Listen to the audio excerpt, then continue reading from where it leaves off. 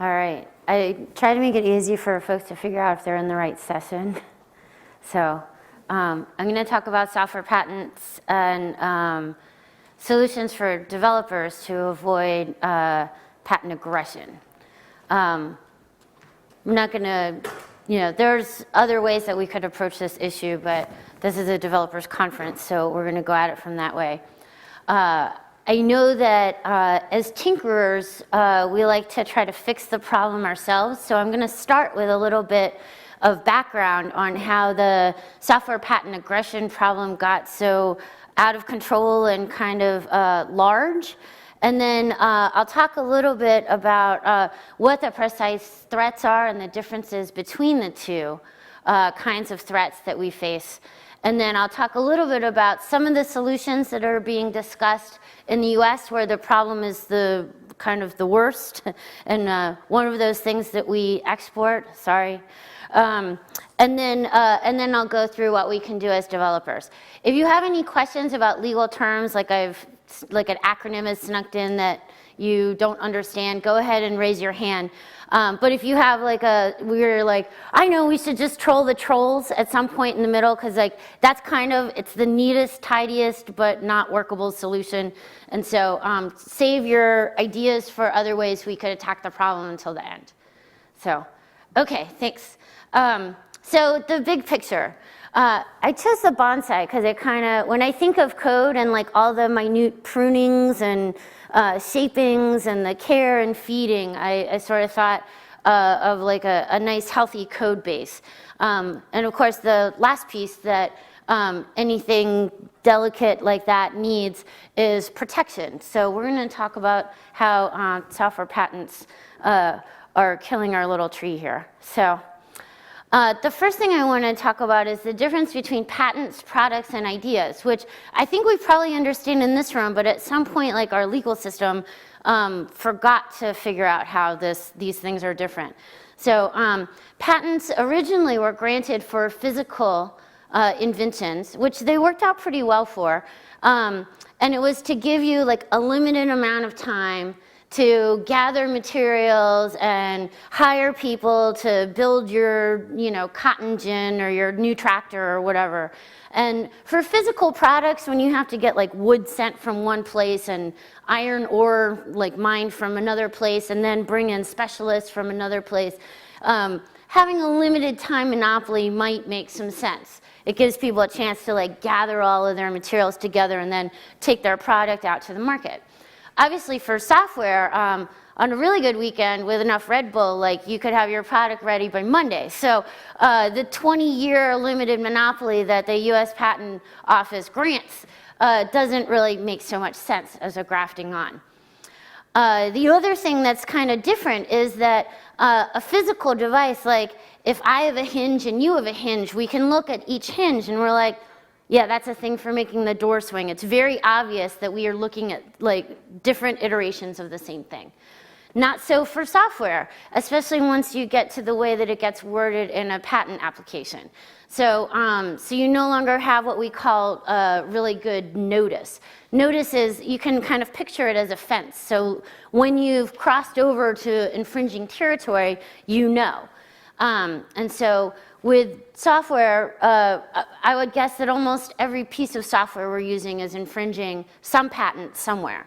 So, and there were no fences. We just are using software. So, so that's difficult. So, so we're not granting patents on physical devices. We're granting them on something closer to ideas. And in fact, they're not even necessarily finished ideas. This is a legal term, functional claiming, which means that you can get a patent for, I recognize a problem, I'm going to solve it on a physical device called a computer, and then, with software. So that you can see how the logic has gotten a little bit faulty. It's no longer, you didn't build a tractor yet, or, or whatever it is, but you say that you're going to solve a problem, comma, on a computer. And that is what's called functional claiming. And that started maybe in the 90s or so, and then sort of steamrolled because it's much easier to come up with ideas than it is to come up with actual solutions to problems, right? I have ideas all the time. But it would probably take me longer to write them all down. But if you're getting paid to write them all down, then, you know, that's a whole other jam. So what is currently patentable in the US? Because once I get to this part, people are like, well, why don't you guys just make it illegal to patent math? And unfortunately, fortunately, math is already not patentable. That it's just that the statute isn't enforced in a very helpful way. So you're already not supposed to be able to patent something that somebody else is already using, and it has to be useful. Like you can't say, I want to patent a unicorn trap. Even the US Patent and Trade Office will not give you a patent for that because it's not useful. And you aren't supposed to be able to get a patent on algorithms. Again, this is that thing where it is comma on a computer, which is a physical device, so it's tied to a device. And so that's, you know, so we're granting patents for algorithms, comma, on a computer. So that's like kind of where the law is. Novel, like I said, you can't patent something that other people are already using, at least you're not supposed to. Again, the problem here is notice, like, if the USPTO will grant a patent on something if they don't know that it isn't new. So you end up with this problem of making sure they actually understand what's new and what's old. I'm pretty sure they're not reading Slashdot or combing through GitHub with a fine-tooth comb, so they have some problems there on figuring out what's actually new. Lastly, it has to be non-obvious, so it can't be obvious to someone in the field. Has anyone here ever made a basket? Okay. You may have heard the phrase underwater basket weaving, which like conjures this image of someone in a scuba outfit, like for some weird reason making a basket, which sounds ridiculous. But most baskets are actually made underwater. The basket is underwater, not the basket maker. So for instance, if you were to try and get a patent for underwater basket weaving, they should say no, because that's obvious to someone who already knows about basket making. Same thing with software. If you're trying to get a patent for something that should be obvious to any software developer, then you should not be granted a patent on it. Unfortunately, you have some problems as far as like the US Patent and Trade Office understanding what's obvious. Some of that's the language that is used in patent applications, and some of that is the amount of time that they're able to have to look at each application. And then, as I said, it has to be useful. So no unicorn traps, no I fly with magnets, no mind control, no time travel. So no one was going to patent those things, right? Okay. So good. So measuring innovation. A lot of times we hear the phrase, this spurs innovation, or we're promoting innovation, or we're in favor of innovation, we don't want to block innovation. And I think it's important to unpack that a little bit so that we understand what we're spurring or promoting or not blocking. And so innovation, it comes from the Latin word for new. So it's supposed to refer to like a new idea or new product. What we see a lot of times is people wanting to protect something that is just a new revenue stream, which certainly aggressing with your patent portfolio is a new revenue stream if you haven't done it before. But I think when when we talk about the desire to promote innovation and you have that warm, fuzzy, like adding to the grand total sum of human knowledge kind of idea, but the person actually means they just want a new revenue stream. When you hear the word innovation, I want you to maybe think about which kind of innovation we're talking about. So, the US Patent Office seems to think that more patents equal more innovation, which is tricky. They're kind of in a weird position as far as that goes. Those are the beans that they get to count. And they do like counting them. So 40,000 new software patents each year.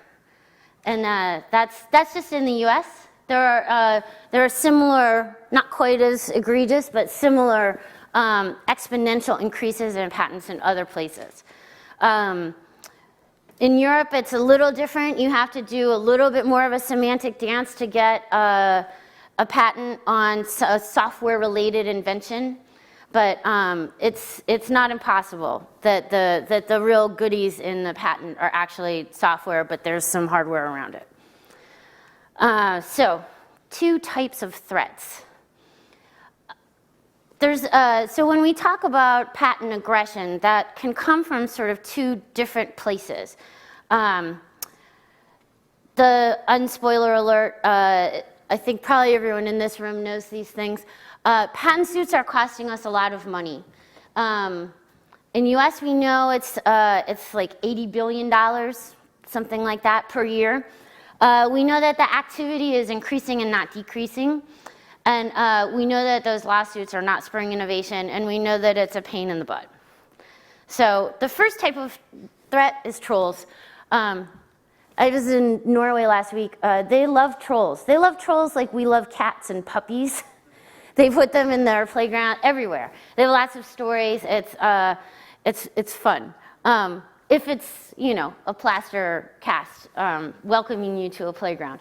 When it's a non-practicing entity suing you for money for your invention that you put your blood and sweat and tears into, not so much. So the annual wealth loss from the non-practicing entity lawsuits was about $80 billion, and this was as of 2011.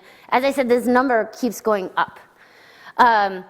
Some arguments that people would make is that innovation happens somewhere else. When two companies sue each other, the losing company doesn't do the innovation, but the winning company is making the innovation.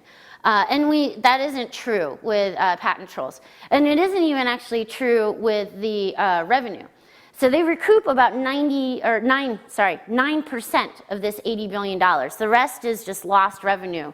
Products not gone to market, dropping stock prices, different diverted focus for developers and company officials, and so it's dropping on the floor. We're not getting those new innovations. Once you sue a company out of existence, the troll doesn't pick up their invention and bring it to the market. So everyone is clear with me on that so far? Okay. So here's that number with the patent suits per year, and this is This is from patent freedom, going up every year. And then the kind of target that is being looked at for trolls is increasingly like users and adopters. In Germany, and I think in some other UK countries, you have an innocent user defense, so you can't sue the user of a technology. You have to sue the creator, which is great, unless you have any users in a different country that will get sued. So if you're putting software out internationally, patent trolls can't go after your German users and adopters, but they could go after your US users and adopters. So, you know, I guess you could just not send software to the US, but, or anywhere else that is, that has a similar policy regarding patents, which is, I'm going to get to in a minute, increasingly more countries are harmonizing with the US. And then a little bit more about, I was trying to find something that would make it fun, because this can be sort of a depressing talk. I give you guys a lot of like horrible statistics. But I thought the turtles were cute. So, Intellectual Ventures, probably the world's largest patent troll, is comprised of 1,300 shell corporations that we know of. There could be more. And this produces some really interesting, and I mean interesting in the Confucian sense, kinds of situations. So there's one example of a fellow in Russia who is, you know, small software shop. He gets a letter from one company, letterhead, all of that, and they say, hey, it looks like you're using similar technology to us. Maybe you'd like to cross-license just in case, because we have some patents on that stuff, and you know, it seems like it would be a good idea. We could do a little partnership or something. And so it was like a really nice letter, considering, right? And then he got another letter after a little while, having not responded to the first letter, that said like, hey, it looks like you're shipping software under some patents that we own, and we are going to sue you if you don't cross-license. And they had a much higher amount that they were asking for cross-license. So then he didn't respond to that one either. He got another letter from the NICE patent troll that was like, hey, I just wanted to check in and see if you were ready to cross-license yet. So this particular developer was like, I'm familiar with this kind of like, you know, coercion. So he tried to contact the FBI and say, I've been contacted by a racketeering organization, which is basically, that's like mob, like when the mob shakes you down for money. And the FBI is like, oh, sorry, actually all of those companies are legally incorporated in the US, so there's nothing that we can do. I don't know if you paid, but I hope not. And then, you know, so that's intellectual ventures, we think. Another example of what kinds of things can happen here is Nathan Myhrvold, who's the CEO of Intellectual Ventures. He sits on the board of a lot of different companies. One of his shell corporations sued a ton of different companies, including one that Nathan Myhrvold sits on the board of. That was noticed by the press, and they said, oh, that's so weird. It seems now that Intellectual Ventures is suing a company that their CEO sits on the board of. So after that article came out, like within a month, that company was quietly dropped from the list of companies that were being sued. It seems that he was actually suing himself, but wasn't aware of it. So, yeah, it's so you end up with a lot of opportunity for both like evil intentional collusion, and then also like you know, a lot of unchecked sort of just random, like so much suing that people are actually, he's accidentally suing himself. So, so that is one type of threat. That's the troll. Those are the companies that are not making anything. The thing that makes them tricky to fight, we can't troll the trolls because they aren't actually producing anything. The way that a lawsuit on patents works is that first you send them a note saying, you're using our stuff. They're not using any stuff because they're not shipping any products, they're not sharing any code, they're not writing anything except letters. So that makes them a specific type of nut to crack. This next one is, these are companies that, I made this term up, I haven't decided if I like it yet or not, but this is for us, I am putting this in as a stand-in for proprietary software companies that are suing free software companies for anti-competitive reasons. So like Microsoft, when they sue a tiny company like TomTom, they certainly don't need the money, right? I actually considered calling them haters, but I didn't know how that would come off on a slide. But these are companies that are suing because they want to put more roadblocks in the way of their competition.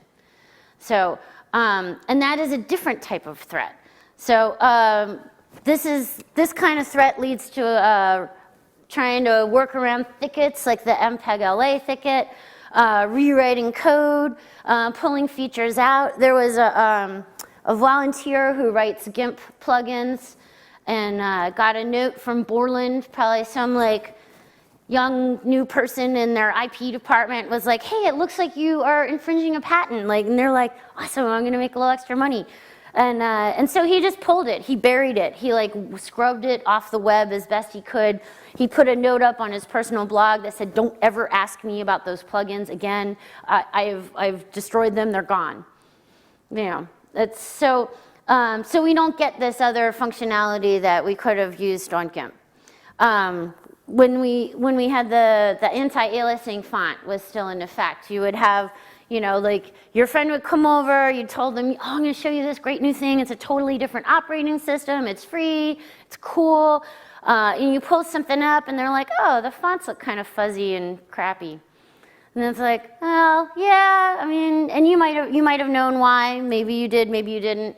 But it makes Linux not look as good when we had to pull little things because of patent encumbrance issues. And it's obviously, it's not fun to go back in and look at the legal side, figure out how to code around it, and go back and forth when you may not have even gotten a letter, but you know a colleague has gotten the letter.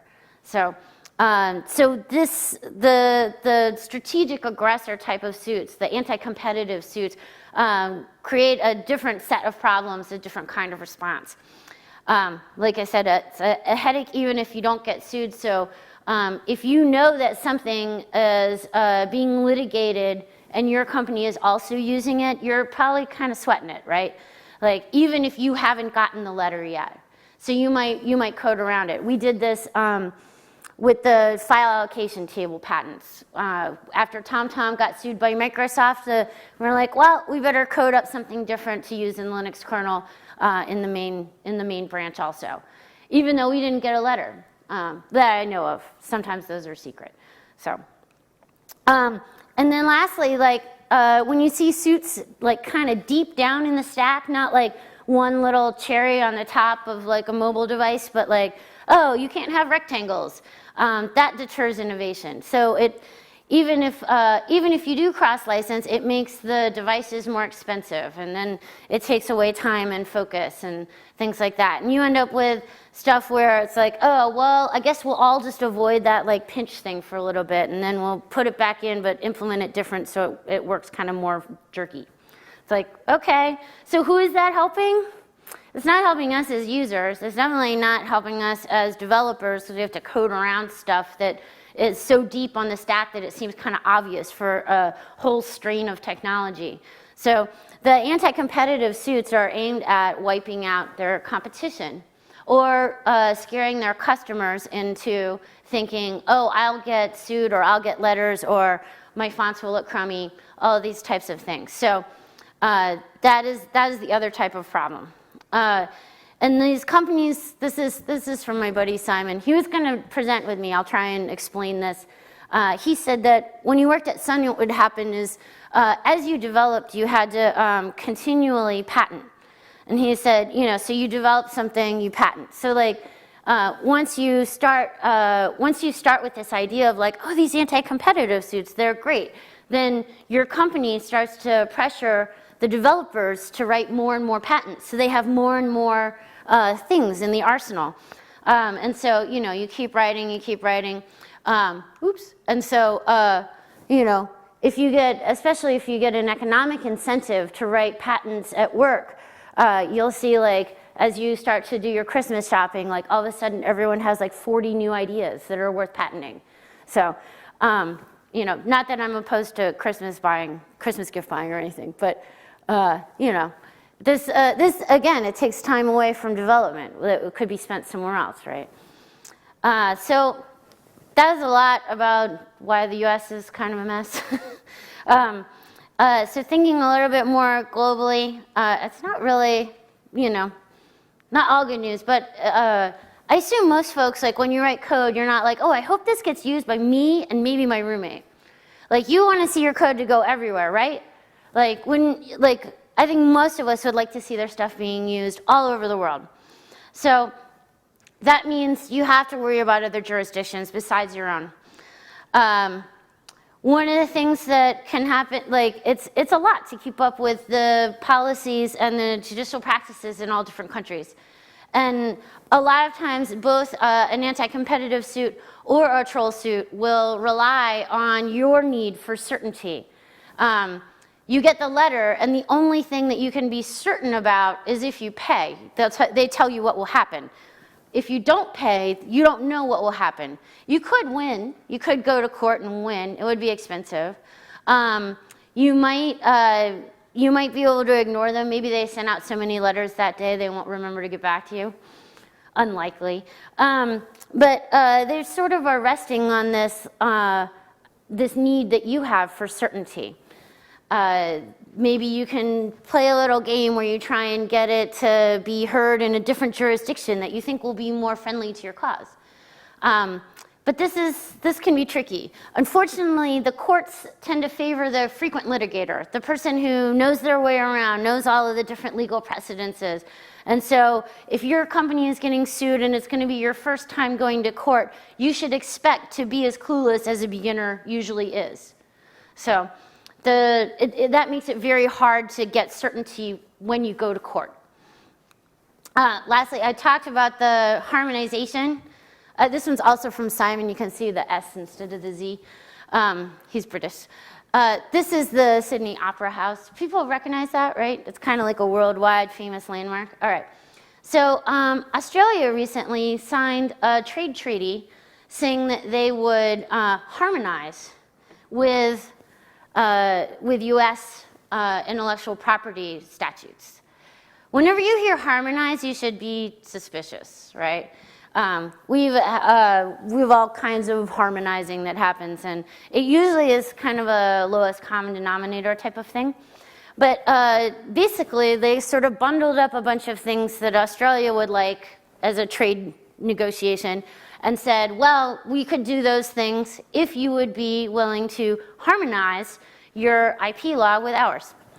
I don't know if they were trying to sell off kangaroo meat or what, but they now have software patents in Australia where they did not, like, or a system that like recognizes software patents. They haven't written them yet, but they have promised to recognize the regime of software patents. So that means that as far as like software patent aggression, like the doors are open. So this is the other question I always get asked, like as a US person when I leave the US, and I tell everyone all of these things, and they're like, can't you guys fix it? And I wish we could. If it's, this is the time when you kind of start thinking about the silver bullet solutions. And if you think of something we ought to do that we haven't yet done, that would be awesome. But I'll tell you what the current thinkings are. Courts are kind of a black box. We could hope to see more suits that would treat software patents a little bit differently and not recognize troll suits as valid lawsuits. That would be nice. So far, our courts have been really, really super unwilling to do that.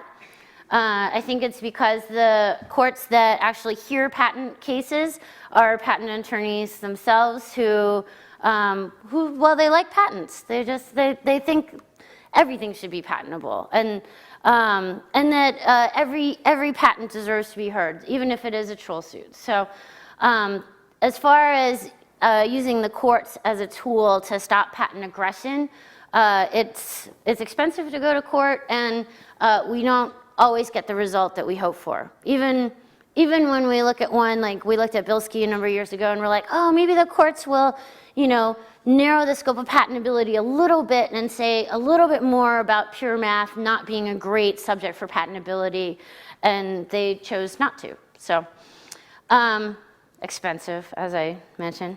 Congress, you guys know this expression about how you, like, sausage is good, but you don't want to see how it gets made, right? Okay, so it's Congress exactly the same way, right? It's lawmaking, and it's also not cheap.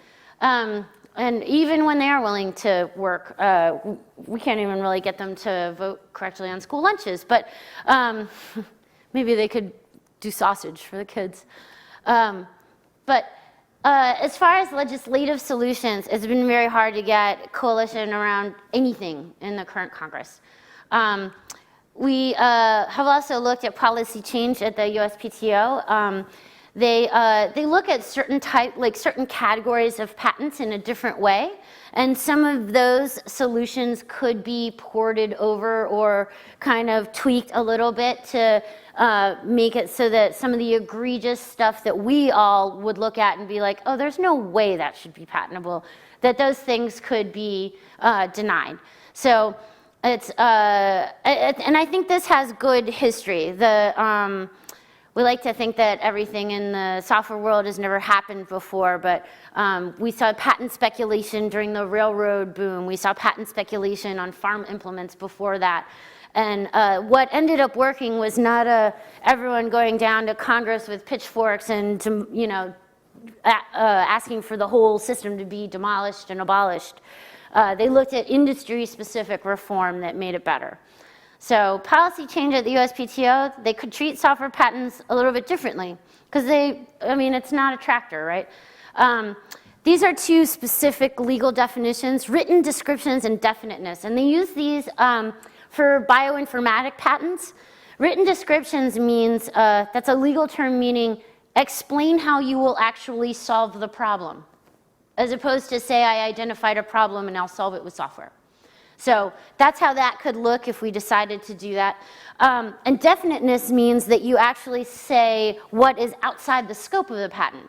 My understanding, I'm not so up on the bioinformatics, but I think they want to make sure that you're not patenting parts of people or like gross unethical cloning practices and things like that with human beings. So they want you to really like say like this is what's in the patent and then these other things are not.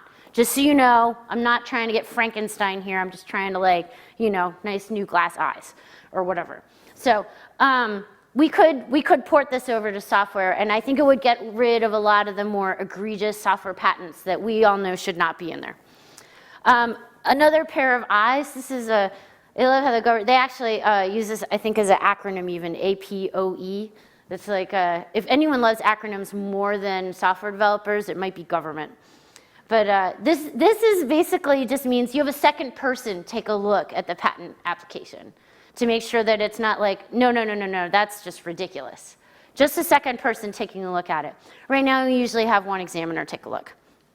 So, and then Obama, he actually spoke recently about software patents and patent trolls.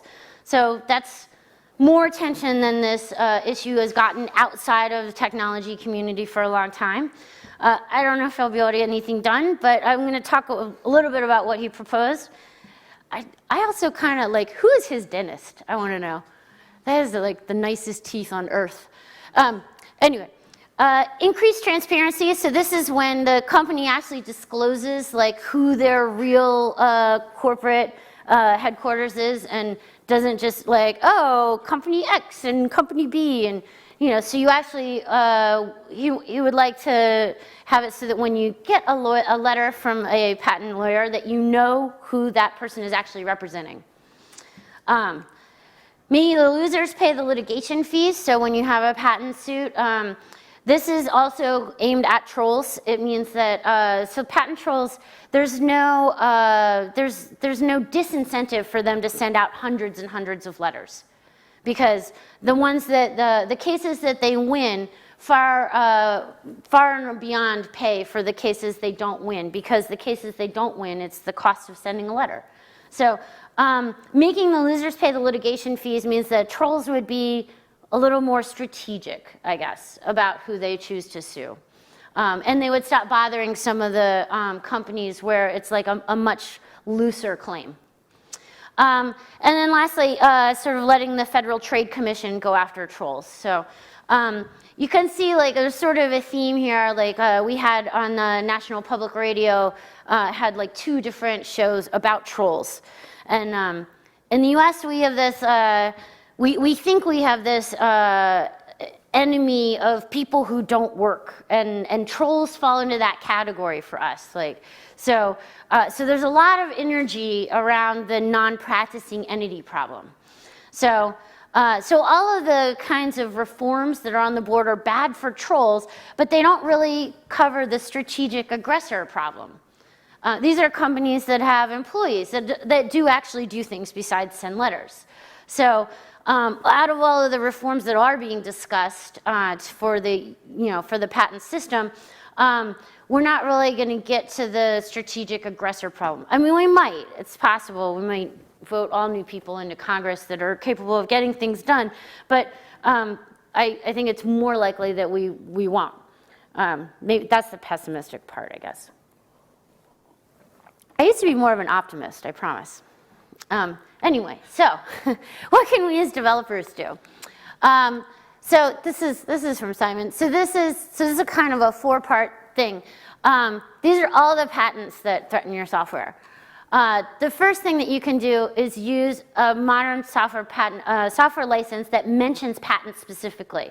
That says like you can't just take my open source code and then patent it. You know, so that's piece 1. You can also do what we call like kind of a scorched earth. So you have your key invention and then you sort of like scorch the earth around it with defensive publications. And those are cheaper to do than patents. It also gives you more coverage. The Open Invention Network, where I work, will help you write them if you are working in the Linux and open source space. And this gives you another layer of defense. A non-aggression covenant, which is where you sign and say, like, I won't sue you if you won't sue me. We also manage that at the Open Invention Network. And then lastly, a patent pool, where you have patents that you can use for defense. And this is specifically targeted at the strategic aggressor problem. So the patent pool, where you have patents you can use for defensive purposes only, doesn't work for trolls, but it does work against strategic aggressors. So strength through community, that's the great thing about all of those solutions on the little pyramid graph, is that we don't have to wait for Congress or Obama or anyone in government anywhere to affect that change. We can use those solutions today. So just to recap, so I think we're closing on the end here. Patent validity, unfortunately, not important. You can get a letter whether that patent is good, mediocre, or just a big pile of crap. It is a chilling effect on development. I'm sure everyone knows that. You chose to come to this talk instead of something technical. Your international customers can be sued, which sucks. And future intellectual property treaties could change the landscape so that a place where you thought you were safe becomes no longer safe. So what you can do about it, we said, use a software license that mentions patents. Do defensive filings. We can help you do that. Join a defensive patent pool. My understanding is that there's some energy around a open hardware pool now too. So our idea has gone and germinated other ideas. And OIN is also a non-assertion agreement, where we get companies to say, I won't sue other Linux companies. So if you decided this was fun and you like reading about this stuff, here are a couple of papers that you can dive a bit deeper in on this topic. Those are all of the picture credits. And I would be happy to take questions. Thank you. Yes? Things that was not mentioned, that if the US Patent Office wouldn't be funded by the granted patents, then they wouldn't have enough incentive to grant those patents. Yeah, that's another good policy change. Which I do sometimes mention when I usually go deeper on the US Patent Office in a US talk, but yes. He's asking about how the US Patent Office is funded, and they get more money for granting patents than they do for denying them. And they also start from an assumption of validity. So the US Patent Office is, the deck is stacked pretty bad there if your goal is to see less dumb patents. Other questions? Yeah? Can patents be revoked easily? Someone say, hey, that was obvious. After it slipped through and someone said, circles, they're new, get them in. Yeah, so can patents be revoked easily? The shorter answer to that is that the earlier on in the process you can participate in telling them, like, no, that's obvious, the cheaper it is. So, like, the recent America Invents Act allows for community participation earlier in the process, like before the patent is granted, because that means looking at the 6,000 patents that come through every week, or just the ones that are useful to you if you can figure out how to sift through them. If anyone wants to apply their awesome database scraping skills to that problem, let me know. But yeah, so pre-grant submission, a little easier to get involved because there's a portal and an opportunity. Usually after the patent is granted, you have to challenge it in the courts, which is expensive. So yeah, so the best plan is to get to them before they are granted. So.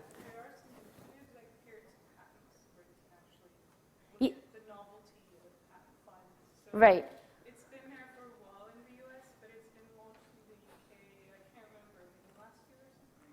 So. Yeah, so peer to patent, which is my colleague Andrea is the mover and shaker behind that process. So yeah, and that's so there is opportunities, but it's in terms of work and cost. The earlier in the process, the cheaper it is. You should definitely go to her talk tomorrow at what time?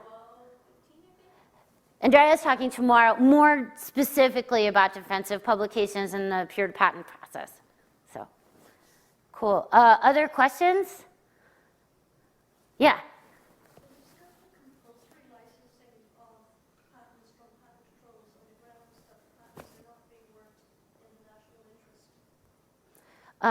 So you're saying is the compulsory licensing?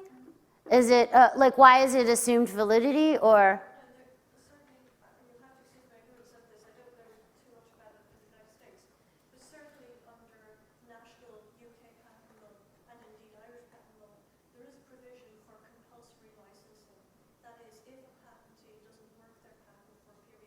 Oh. Years, then it is possible to apply to have a compulsory license granted under that patent. Oh, interesting. So the question is, could, like they have in the UK and the Irish system, do what's called compulsory licensing. So if you have a patent but you're not working that patent, then you have to grant licenses for it. That is an interesting idea. There hasn't been a lot of conversation about that in the US, but that's another potential solution for the patent troll problem, which, yeah, I would love to see more on how that is working here, because obviously we don't have anything like that in the US, or we wouldn't have the troll problem we do. So, Sorry, there's another question. yeah. Does the Open Invention Network, has it commented in the public consultation on the military patent convention for Europe? So no, we're pretty focused on community solutions for developers and generally don't get in on the lobbying game. But that's not to say that individual members don't do that. But we kind of said like everyone who's in favor of non-aggression come in here. And if that's like kind of the lowest common denominator we could get everyone to agree with. So we have companies that, you know, feel differently about what would be the best type of reform to stop undue patent aggression. But what we've focused on is getting people to stop suing each other and start, you know, talking about more things that might be in a common interest. So I hope I answered that. Is there any more over here, over there? Okay, so my email is Deb at Open Invention Network. If you want more on peer to patent and defensive filing, go to Andrea's talk tomorrow. If you want to email me, you can. I'm not a lawyer, so I won't give you free legal advice even over email. But I am happy to talk with you about more defensive publications or joining the Open Invention Network. So thanks for listening.